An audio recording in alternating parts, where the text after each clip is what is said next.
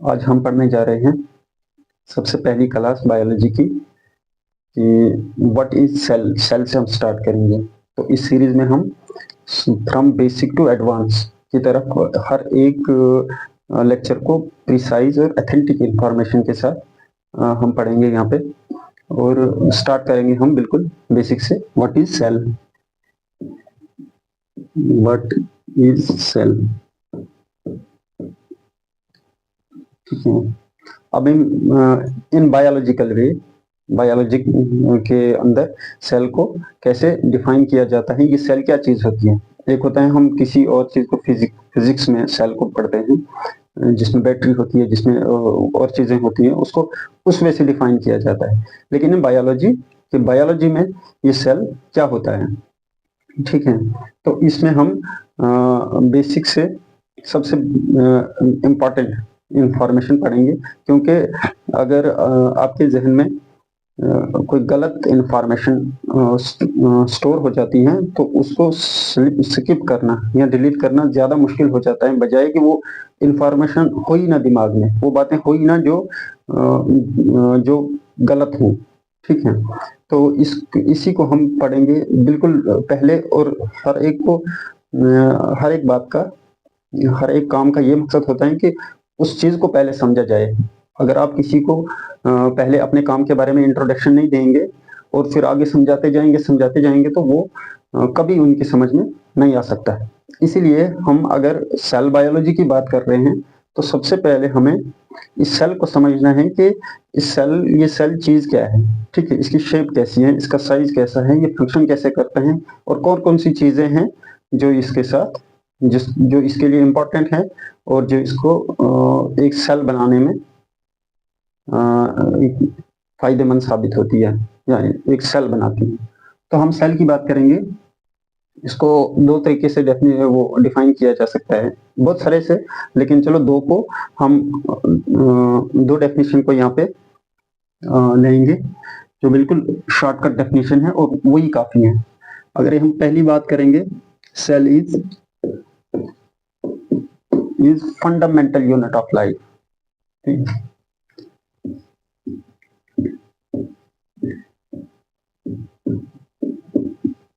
Fundamental unit of life, unit of life, एक ये है। दूसरा ये है कि cell is structural functional unit of life. ये अलग डेफिनेशन नहीं है, आप इन दोनों को मर्ज भी कर सकते हैं। ठीक है। और लेकिन इंपॉर्टेंट है दोनों। Cell is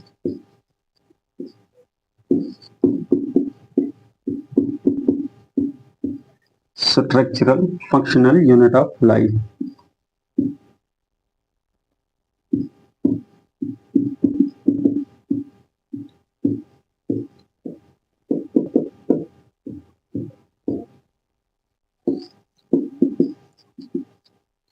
cell is structural functional unit of life. अब पहले हम इन दो चीजों को समझेंगे।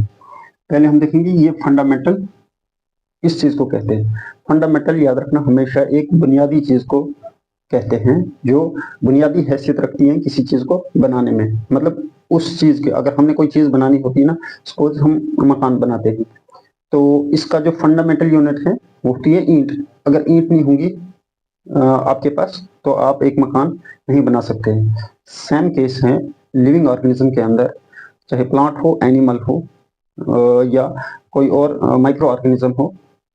ठीक है। उसके लिए सेल का होना जरूरी है। ठीक है। तो अब ये फंडामेंटल क्या होता है, सबसे बेसिक, मतलब इस सेल के बगैर लाइफ का होना इम्पॉसिबल है।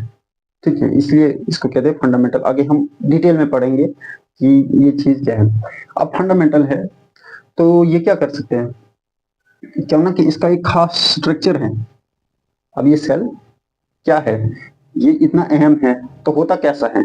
एक इसका बहुत खास स्ट्रक्चर है जो हम पढ़ने जा रहे हैं। तो और फंक्शन, और ये फंक्शन भी करता है। ठीक है। ये अपने खास स्पेसिफिक टाइप के फंक्शन, स्पेशल फंक्शन भी करता है, तभी ये फंडामेंटल यूनिट बन जाता है। ठीक है, इन आप चाहेंगे इस डेफिनेशन को ऐसे पढ़ेंगे, cell is fundamental structural functional unit of life.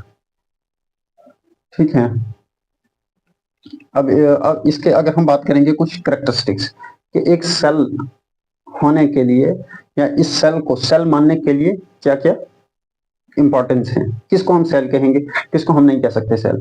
ठीक है, तो एक सेल होने के लिए लिविंग ऑर्गेनिज्म में, सेल होने के लिए लाइफ साइंसेज में सबसे पहले है कि ये जो सेल है ये इंडिपेंडेंटली एग्जिस्ट होना चाहिए, ये अकेला ही रहना चाहिए, ये अकेला जी सकना चाहिए। ठीक है, इसको किसी दूसरे के सहारे जीने नहीं पड़ना चाहिए, तो इसका क्या होना चाहिए, इंडिपेंडेंट एग्जिस्टेंस होनी चाहिए।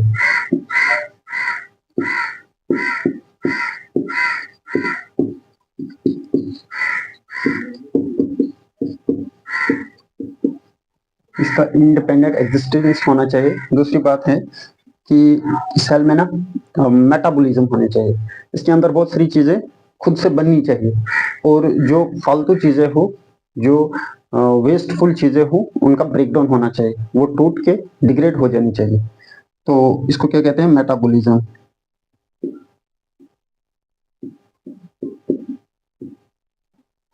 मेटाबॉलिज्म होना चाहिए।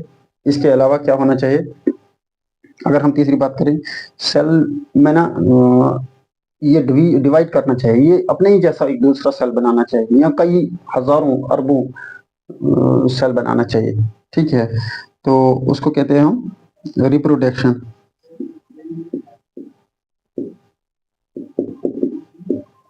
इसको कहते हैं रिप्रोडक्शन या डिवीजन, सेल डिवीजन। ठीक है, इसके अलावा क्या है, अगर इसके अलावा कौन सी इसके लिए इंपॉर्टेंट चीज है कि ये रिस्पॉन्स करना चाहिए, रिस्पॉन्स टू स्टिमुलाई। जब इसको किसी चीज के बारे में इंफॉर्म किया जाए या कोई सिग्नल मिले, ये रिस्पॉन्स करना है, रिस्पॉन्स टू स्टिमुलाई।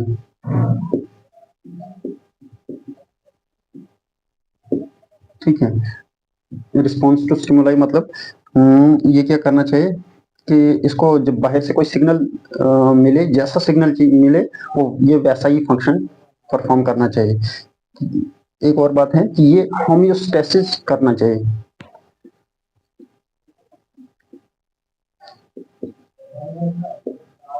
होमियोस्टेसिस क्या करना चाहिए, मतलब ये अपने अंदर के इन्वायरमेंट को मेंटेन करके रखना चाहिए, खुद से मेंटेन करना चाहिए एक कांस्टेंट इन्वायरमेंट में। ये ना एक्स्ट्रा चीज अपने अंदर जो इसके लिए एक थ्रेशोल्ड से ऊपर हो, वो उसको एकोमोडेट नहीं करना चाहिए, बचा के नहीं रखना चाहिए कोई एक्स्ट्रा फालतू वाली चीज, और ना ही ये अपने अंदर की जरूरत की चीज को कम करना चाहिए। ठीक है, उनको उसको मेंटेन करके रखना चाहिए। ठीक है, इसी कहते हैं, इसको कहते हैं सेल्फ मेंटेनेंस।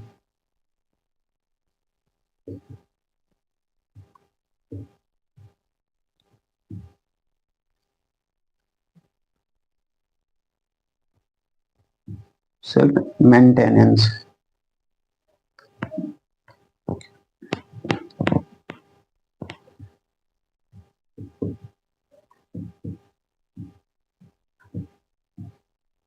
सेल्फ मेंटेनेंस करना चाहिए। तो ये चीजें हम आगे जाके डिटेल में देखेंगे। तो हम अभी देखते हैं कि इसका स्ट्रक्चर कैसा है। ठीक है, सबसे पहले हम स्ट्रक्चर को समझेंगे कि इसका क्या स्ट्रक्चर है और ऐसी कौन कौन सी चीजें हैं इसके अंदर जो इसको लिविंग सेल बनाती है।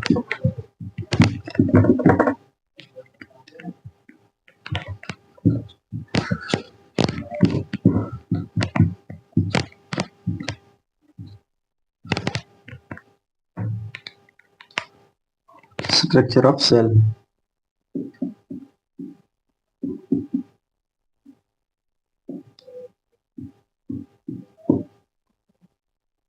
ठीक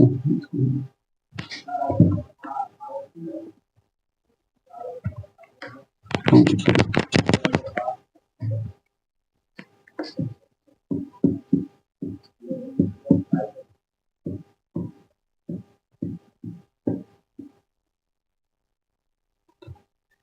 स्ट्रक्चर ऑफ सेल। अब ध्यान रखना इसकी हर एक चीज जैसे मतलब पाई जाती है उतनी ही इम्पोर्टेंट भी होती है। तो हम सबसे पहले देखेंगे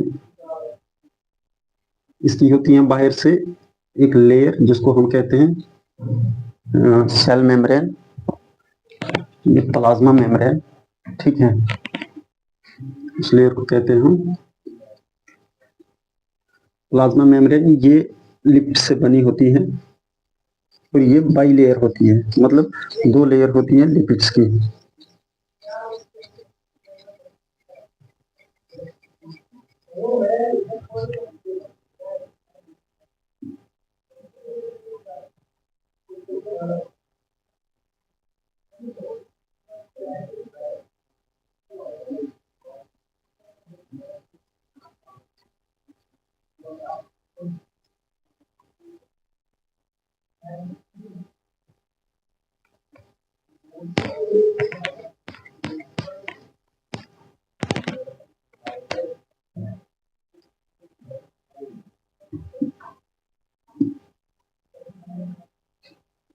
ये आगे एक लेयर, अंदर वाली लेयर, ये याद रखना जो इसके ये हेड जैसे हैं, ये बहुत इंपॉर्टेंट होते हैं हम समझने के लिए। ये आगे दूसरी लेयर, एक अंदर की साइड होती है, एक होती है बाहर की साइड। और ये जो बाहर की साइड होती है ये हेड जैसे होते हैं, ये अपोजिट डायरेक्शन में होती है, मतलब सेल के अंदर वाटर पाया जाता है, ठीक है, और सेल के बाहर भी वाटर होता है। तो ये लिपिड से बनी होती है। तो लिपिड्स में जो लिपिड्स का कंपोजिशन होता है उसमें 2 पार्ट है। एक वाटर से हेट करता है, मतलब उसको वाटर से फोबिया होता है, वाटर पानी से डरता है, इसकी वजह से वो अपने आप को पानी से बचा के रखता है और वो अंदर वाली साइड चला जाता है।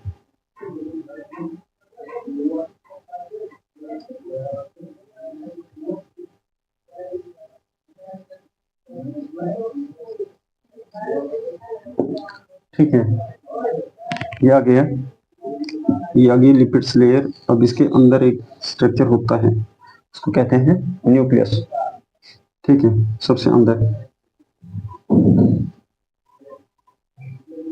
ठीक है। इसके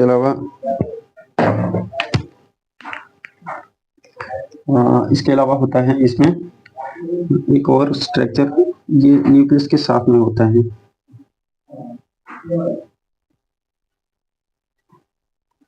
इसको कहते हैं एंडोप्लाज्मिक रेटिकुलम,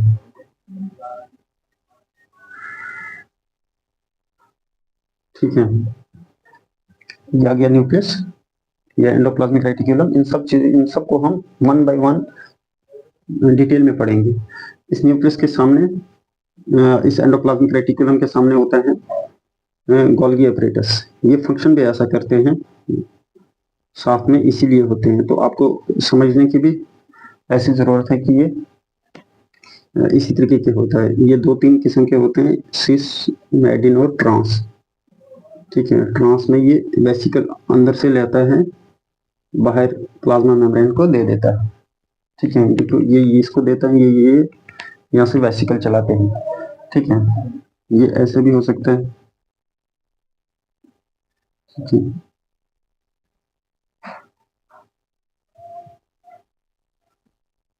ये एंडोप्लाज्मिक रेटिकुलम,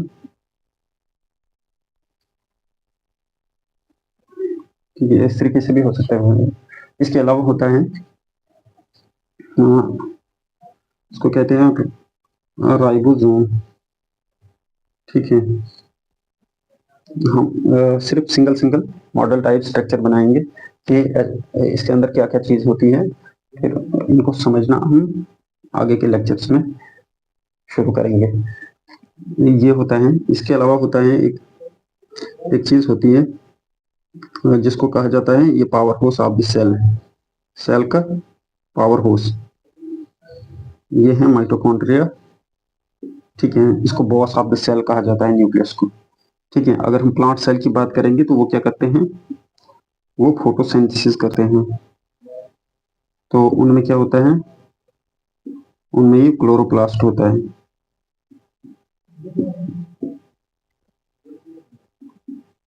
ठीक है, वो इस तरीके के स्ट्रक्चर होते हैं। इसको जब हम आगे पढ़ेंगे तब इसको डिटेल में पढ़ेंगे। यह क्या क्लोरोप्लास्ट,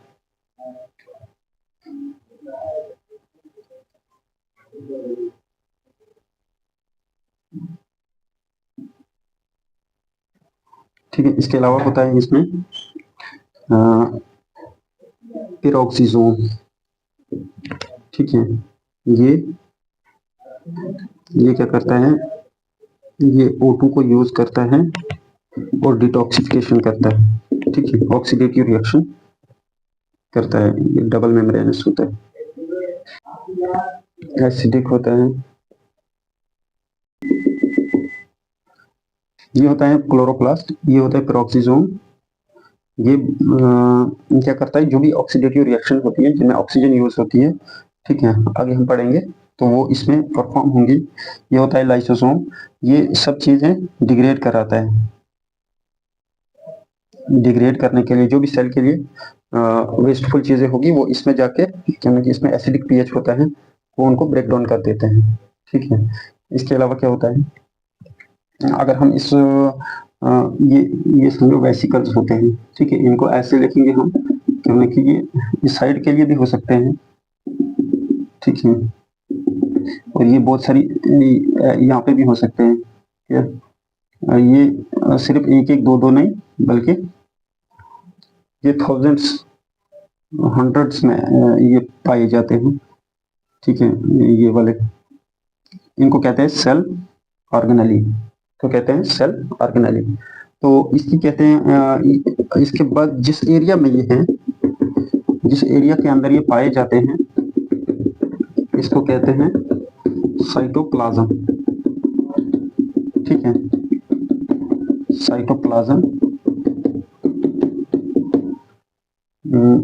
हम इसको देखेंगे, इसको कहते हैं प्लाज्मा मेम्ब्रेन।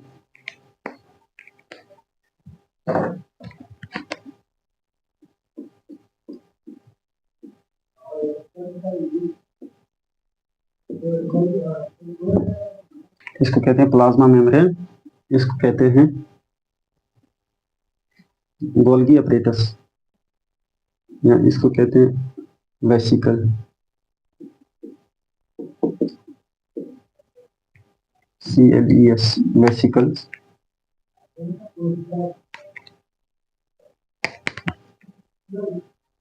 ये होती है प्लाज्मा मेम्ब्रेन, कहते हैं ये होते हैं वेसिकल्स, और ये है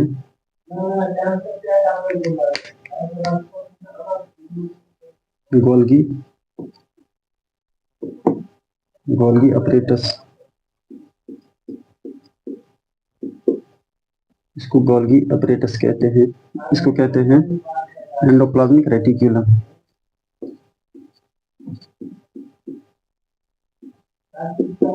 ये प्रोटीन सिंथेसिस, प्रोटीन फोल्डिंग में हेल्प करता है, एंडोप्लाज्मिक रेटिक्यूलम।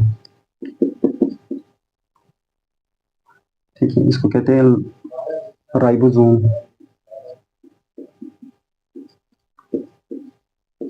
राइबोसोम्स होते हैं, ये प्रोटीन बनाते हैं, प्रोटीन बनाने में हेल्प करते हैं सेल को। ठीक है, ये है न्यूक्लियस,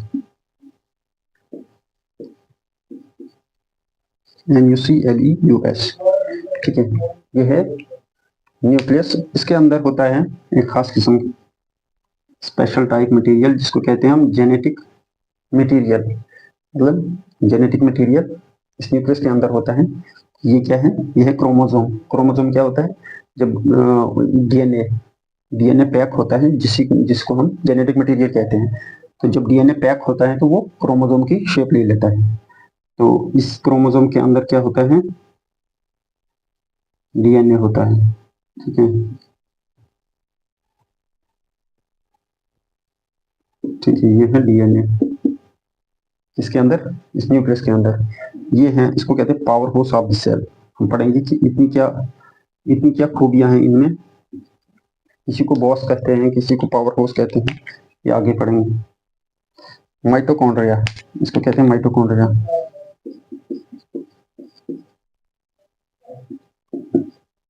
ठीक है, इसको कहते हैं क्लोरोप्लास्ट, ये प्लांट्स में होता है, क्योंकि प्लांट क्या करते हैं, फोटोसिंथेसिस करते हैं।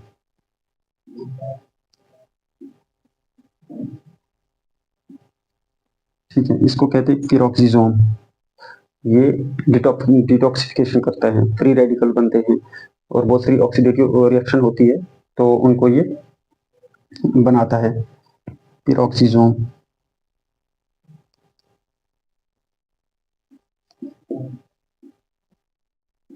PEROXISOM। ठीक है, इसको कहते हैं लाइसोसोम।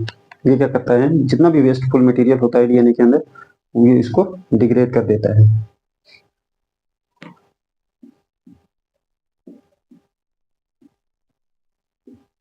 ठीक है, लाइसोसोम। ठीक है, इसके अलावा हम इसके अंदर बहुत सारी चीजें होती हैं जिनको हम कहते हैं साइटोस्केलेटन। ठीक है, हम डिटेल में पढ़ेंगे कि इसको स्केलेटन, इस सेल का शेप मेंटेन करके रखते हैं, उनको कहते हैं साइटोस्केलेटन। ठीक है, ऐसे वो भी प्रोटीन्स होती है। ठीक है, इसके अलावा अब ये है साइटोप्लाज्म।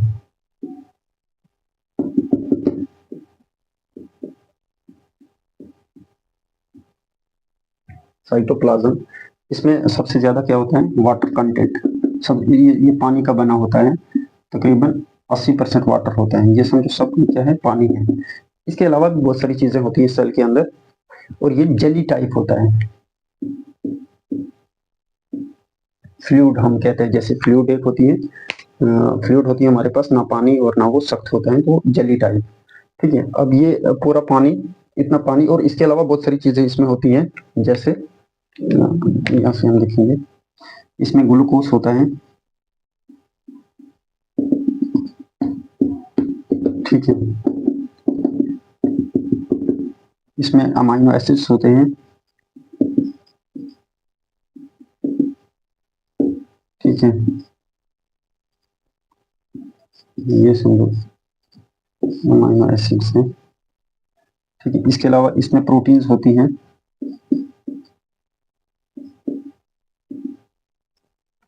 ठीक है, प्रोटीन्स भी होती है। ठीक है, ये ओवरऑल इस साइटोप्लाज्म में पाई जाती है। इसके अलावा हम देखते हैं सेल के अंदर क्या होता है, इसमें H+ आयंस होते हैं। ठीक है, इसमें इस साइटोप्लाज्म में Na+ आयंस होते हैं, Na+।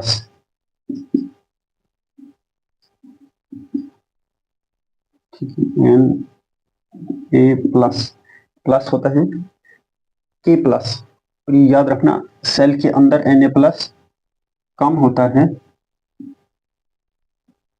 लो कंसंट्रेशन में होता है, और K+ जो होता है वो हाई कंसंट्रेशन में होता है।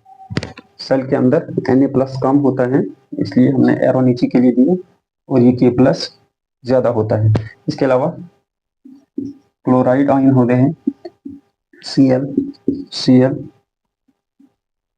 ठीक है, बाकी और बहुत सारी चीजें, हजारों करोड़ों किस्म की चीजें सेल के अंदर होती है, लेकिन एटलीस्ट ये सब चीजें इतनी इम्पोर्टेंट है सेल के अंदर। हम इसको अब आगे की क्लासेस में हम डिटेल में पढ़ेंगे, इस वन बाय वन। पहले हम प्लाज्मा मेम्ब्रेन को देखेंगे कि ये प्लाज्मा मेम्ब्रेन किससे बनी होती है और ये क्या चीज होती है, फिर वन बाय वन इन सबको कहते हैं सेल ऑर्गेनेली। इन सबको क्या कहते हैं, सेल ऑर्गेनेली। ठीक है, इससे पहले एक और 2-3 टर्म्स इम्पोर्टेंट है। पहले आपने ये देखा, ये है, ये जो साइटोप्लाज्म है, ये क्या होता है, 80% वाटर होता है इसमें। ठीक है, और ये क्या होता है इसमें, अगर हम एक सबसे इम्पोर्टेंट पॉइंट है कि ये जो सेल होता है ना, ये डिवाइड कैसे करता है, ये लिविंग कैसे है। तो एक चीज होती है सेल के अंदर, जिसको कहते हैं कि ये खूबी होती है सेल की, ये मटेरियल है सेल के लिए जिसको, जो सेल को एक लिविंग बना के रखता है, और उसको कहते हैं प्रोटोप्लाज्म।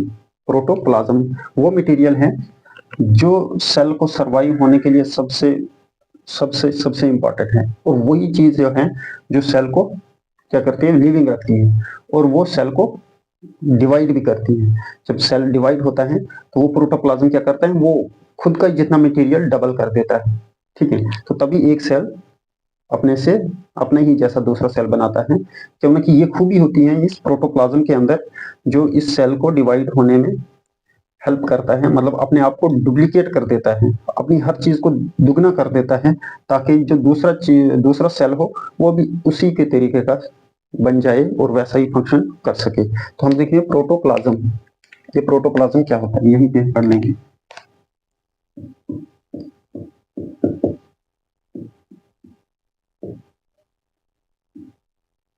ये अभी समझना, अगर पहली बार ये चीजें समझ आ जाती है फिर आ जाती है, अगर थोड़ा कंफ्यूजन होता है तो फिर दिक्कत हो जाती है। प्रोटोप्लाज्म क्या है, ये लिविंग कंटेंट होता है सेल का।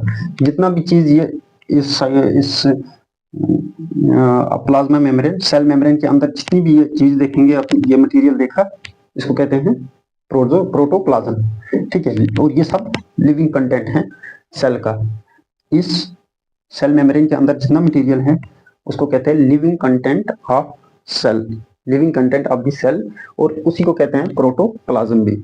ये सेल को लिविंग बना के रखता है, ठीक है।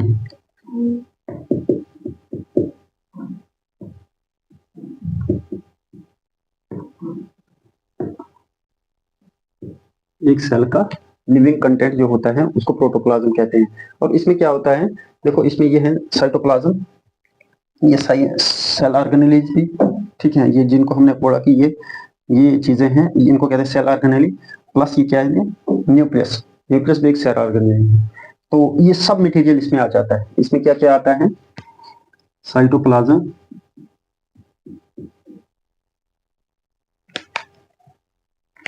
प्लस आता है इसमें सेल ऑर्गेनेल,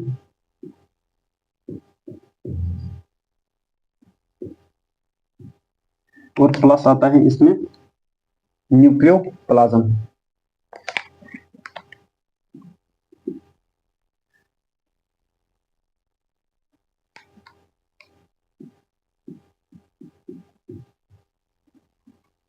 न्यूक्लियोप्लाज्म, ठीक है। साइटोप्लाज्म प्रोटोप्लाज्म में आएगा, ये सब सेल ऑर्गेनेल भी आएंगे, प्लस ये न्यूक्लियस। और क्योंकि न्यूक्लियस के अंदर एक खास मटेरियल, इसको अपना मटेरियल होता है और यहाँ अपने तरीके का फंक्शन भी होता है, तो उसको कहते हैं न्यूक्लियस के अंदर वाले मटेरियल को कहते हैं हम न्यूक्लियोप्लाज्म, न्यूक्लियोप्लाज्म। तो ये cytoplasm plus cell organelle plus nucleoplasm मिलके क्या बनाते हैं, प्रोटोप्लाज्म, प्रोटोप्लाज्म। अब ये जो साइटोप्लाज्म है इसको क्या कहते हैं, इसमें कोई डिफरेंस होता है सेल के अंदर? हाँ, अगर हम इस साइटोप्लाज्म में माइनस कर देंगे न्यूक्लियस, ठीक है, अगर हम इस न्यूक्लियस को सेल से निकाल देंगे, ठीक है, बाकी के बचे हुए मटेरियल को हम कहेंगे साइटोप्लाज्म माइनस न्यूक्लियस, कह सकते हैं आप माइनस या विदाउट न्यूक्लियस।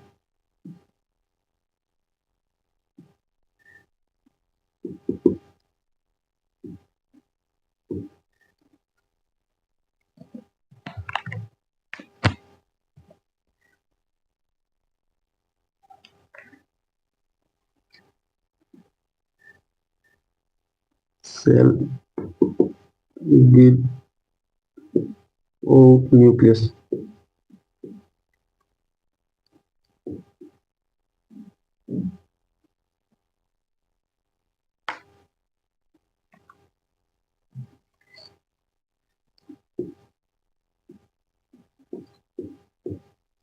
या इसको हम आप डायरेक्ट लिख सकते हैं शॉर्टकट में, अगर हम इसमें से न्यूक्लियस निकाल देंगे माइनस न्यूक्लियस, तो उसको कहेंगे हम साइटोप्लाज्म। एक और टर्म होती है इंपॉर्टेंट टर्म, इसको हम हाईलाइट करेंगे ताकि आपको पता लगेगा कि ये इतना इंपॉर्टेंट है।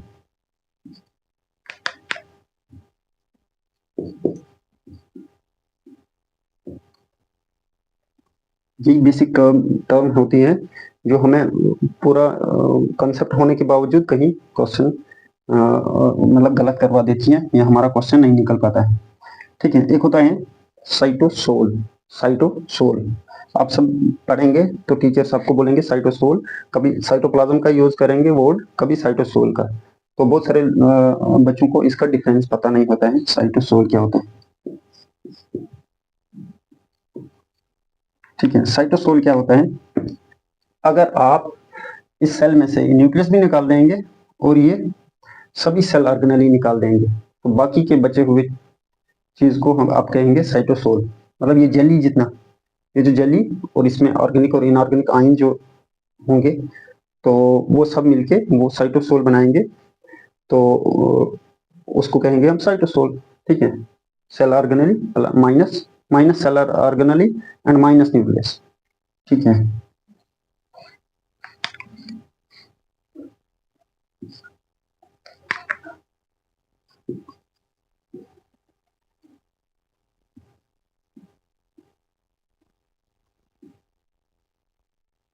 सेल ऑर्गेनेली को भी माइनस कर देंगे और न्यूक्लियस को भी माइनस करेंगे। हालांकि सेल ऑर्गेनेली भी एक खुद में ये न्यूक्लियस भी एक सेल ऑर्गेनल है। ठीक है, लेकिन आपको याद रखने के लिए कि कहीं कंफ्यूजन ना हो, या क्वेश्चन कोई मोड़ छोड़ के होगा तो फिर वहां पे कंफ्यूजन ना हो, उसको कहेंगे। इसीलिए हमने बोला कि इसमें दोनों चीजें, अगर आप न्यूक्लियस भी निकाल देंगे और सेल ऑर्गेनेली भी निकाल देंगे, उसको कहेंगे साइटोसोल।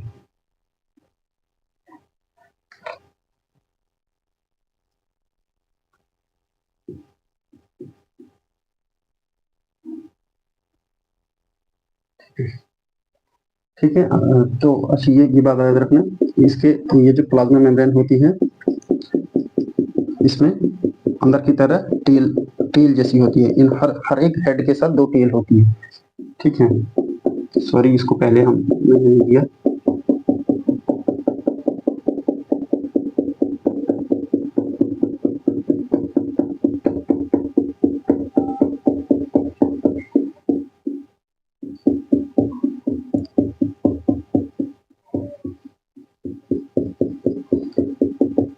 ये मिलके हमारा सेल बनाता है जो लिविंग ऑर्गेनिज्म के अंदर होता है, और यही सेल डिवाइड होके हजारों करोड़ों लाखों अरबों सेल बनाता है और एक मल्टी सेलुलर ऑर्गेनिज्म बनता है।